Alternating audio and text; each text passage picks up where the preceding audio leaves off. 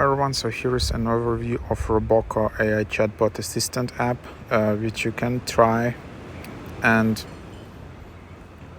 yeah, it's powered by ChatGPT.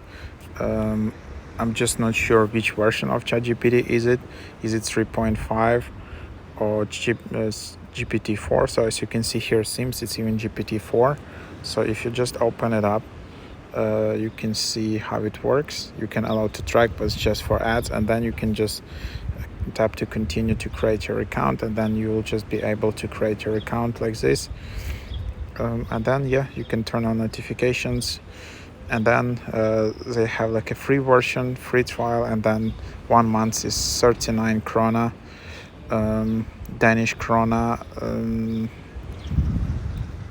just depending where you're located I can write right anything now. for you. And then you just have, like, of course, the ads. If you choose to go with the free version, you'll have a bit of annoying ads, but then yeah, then you just have all these different categories like movie recommendation, choose your task for the AI, social media post, someone's heart, get music suggestions, local attractions, email generator, code essay writer, ask something, and then yeah, you can just go to settings.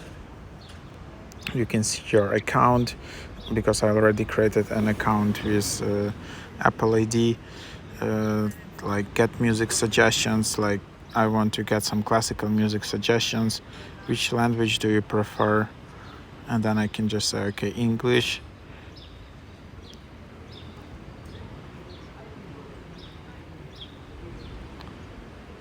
And then yeah, you can just see all of the list being created. And then yeah, you can just easily copy. And then if I want to, like the bit annoying thing about this app, if you want to ask a follow-up question, unfortunately then you will need to upgrade.